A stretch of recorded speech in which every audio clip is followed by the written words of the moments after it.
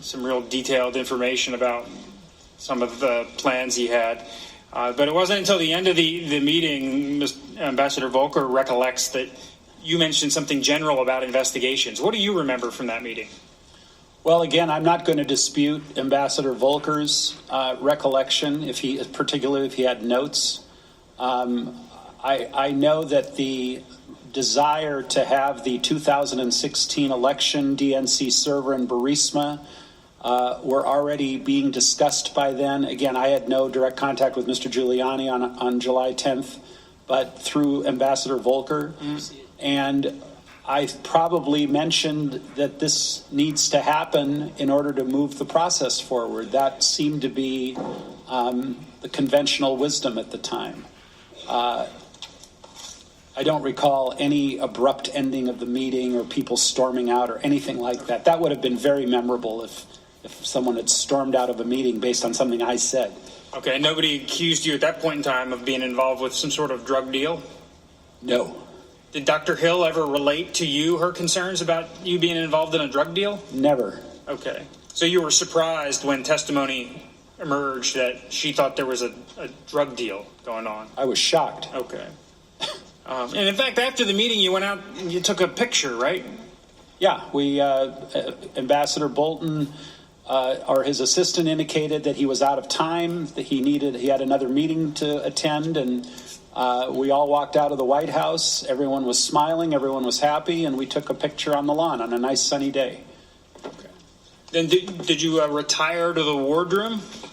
I think Secretary Perry asked to use the wardroom to continue the conversation, and the real subject that was under debate, and it wasn't a angry debate, it was a debate, is should the call from President Trump to President Zelensky be made prior to the parliamentary elections in Ukraine or after the parliamentary elections? And there was good reason for both. We felt, Ambassador Perry, Ambassador Volker, and I thought it would help President Zelensky to have President Trump speak to him prior to the parliamentary elections, because it would give President Zelensky more credibility, and ultimately he would do better with his people in the parliamentary elections. Others, I believe, pushed back and said, no, it's not appropriate to do it before, it should be done after. And ultimately it was done after. Okay. There was no mention of Vice President Biden in the wardroom? Not that I remember, no. Or any specific investigation? Just the generic investigations. Okay. Yeah. When again did the Vice President Biden nexus come to your attention? Very late. Again, I can't recall the exact date the light bulb went on. It could have been as late as once the transcript was out, but it was always Burisma to me, and I didn't know about the connection between Burisma and Biden. And to the best of your knowledge, you never understood that anyone was asking Ukrainians to investigate U.S. persons, correct? Ukrainians to investigate U.S. persons? Right. No. Okay. No. And just to sort of be clear here, ultimately the aid was lifted on September 11th. There was never any announcement by the Ukrainians about any investigations they were going to do, correct? Correct.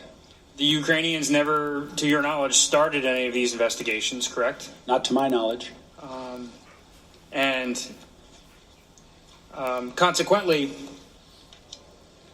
these allegations that there was a quid pro quo that had to be enforced before the aid was released, and it never came to fruition, right? I don't believe so.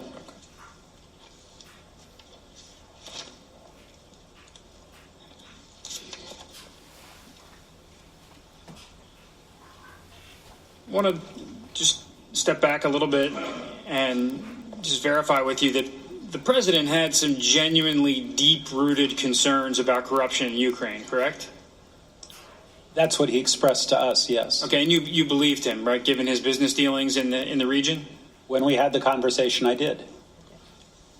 And when you first started discussing the concerns the president had with corruption, Burisma wasn't the only company that was mentioned, right? It was a generic, as I think I testified to Chairman Schiff, it was a generic corruption, oligarchs, just bad stuff going on in Ukraine. But other companies came up, didn't they? I don't know if they were mentioned specifically. It might have been Naftagaz because we were working on another issue with Naftagaz, so that might have been one of them. At one point in your deposition, I believe you said, yeah, Naftagaz comes up at every conversation. Is that fair? Probably. Okay. You had, I guess Dr. Hill at one point attributed to you the terminology that the president has given you a large remit. You familiar with her assertion of that? I didn't understand what she was talking about. Okay. But you have, and we got into this a little bit in your deposition, you said that the president gave you a special assignment with regard to Ukraine, correct? Well, when the president appointed me to as the U.S. ambassador to the European Union, Ukraine was part of my portfolio. What made my assignment larger than just being part of my portfolio were the unique circumstances where there was no current sitting ambassador in Ukraine, and there was a new president in Ukraine. And the discussions that we had, the three amigos, Perry, Volker, and I, was that Ukraine needed extraordinary, as high a level support as it could get from the United States during this period, which we cleared with both Ambassador Bolton and with Chief of Staff Mulvaney to continue working on it. So by extension, yes, if the National Security Advisor and the Chief of Staff approve your remit, it really is coming from the President. Okay. When we asked you that at the deposition, you said I was spinning a little bit. I was spinning about something else, I think, in the interview in Kiev. Okay. And you further testified, so when I said the president gave me an assignment, it wasn't really the president, it was a secretary through the president. And that's where I received my direction, correct? Correct. Okay.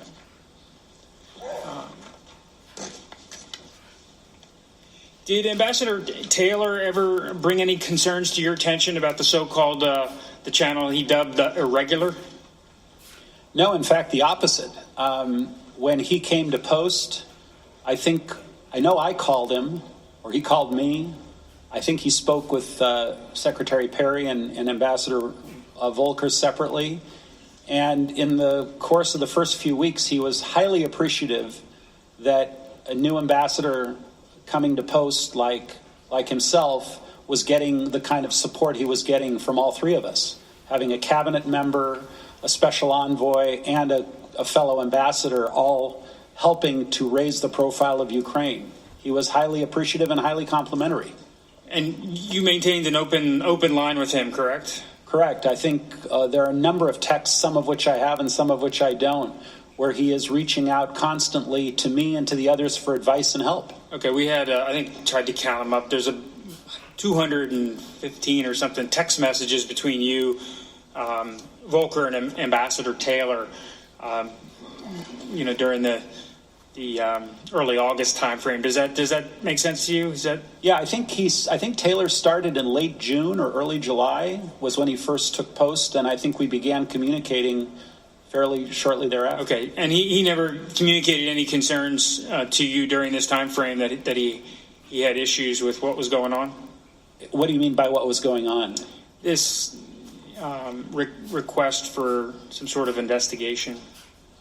Not in the early stages. He, as time went on, his emails began to be a little more pointed and frantic. And that's when we had very little visibility as to what was going on either. I think it had to do more with the aid and as to why the aid was suspended. Right. And ultimately you put a period on that issue by having the September 9th communication with the president, correct? That's correct. And when you shared that feedback with Ambassador Taylor, was he satisfied that this issue is now behind him? I don't really know, because he responded when I said, get a hold of the secretary. He said, I agree, and I never knew whether he reached out to the secretary or not. That Okay. was sort of the end of that. At one point in your text, you said, let's get on the phone, right? And you said you're an individual that doesn't like to walk through these issues on text when you can talk about it on the telephone, correct? I say that to everybody when something becomes more substantive than just a few lines of text. I say, let's talk. Okay. And did you talk with Ambassador Taylor? I don't recall. Okay. I mean, I don't recall whether we spoke right after that, whether he called the secretary. I basically, Mr. Castor wanted to get the notion across that I've gone as far as I can go with this. You need to pick up the ball. You're the ambassador. You need to pick up the ball and run with it at this point. Okay. Just getting back to the irregular channel, did anyone else express any concerns to you about this the so-called irregular channel? I'm not sure how someone could characterize something as an irregular channel when you're talking to the President of the United States, the Secretary of State, the National Security Advisor, the Chief of Staff of the White House, the Secretary of Energy. I don't know how that's irregular. If a bunch of folks that are not in that channel are aggrieved for some reason for not being included, I don't know how they can consider us to be the irregular channel and they to be the regular channel when it's the leadership that makes the decisions.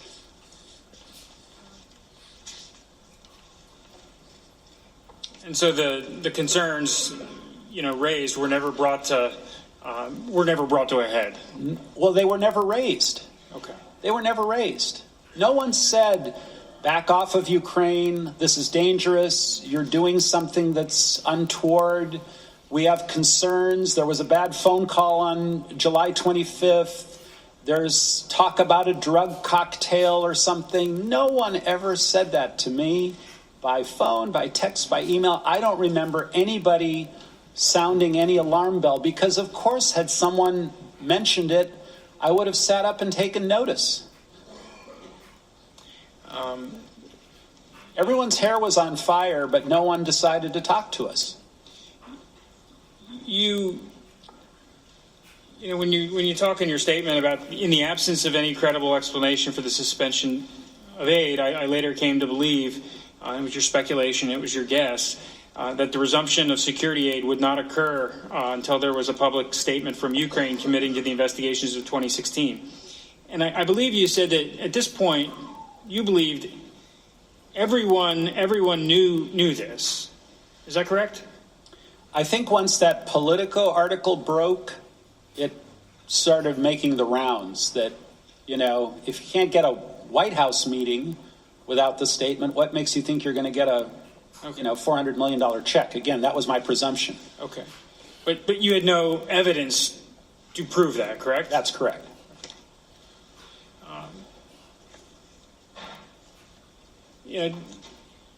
You stated that you haven't been able to access your records. Is that correct? Not all of them. And there are lots of notes, records, readouts of calls. Can't get to them.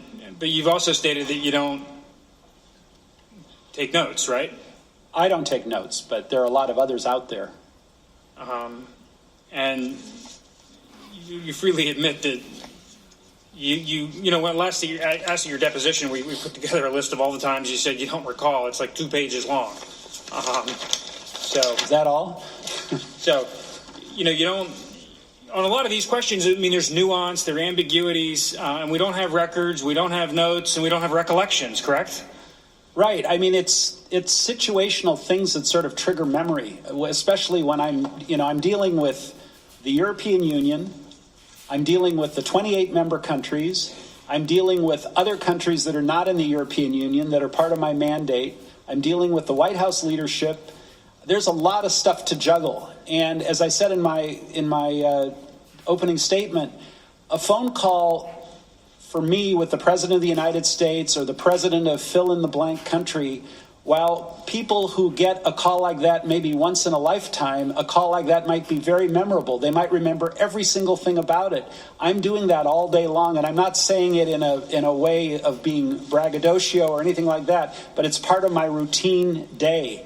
So all of these calls, these meetings with very important people tend to sort of blend together until I have someone that can show me what we discussed, what the subject was. Then all of a sudden it comes back. I mean, we're trying to get to the facts here. We're trying to find out what actually happened, what's reliable, what's accurate. Bill Taylor kept notes. He brought a little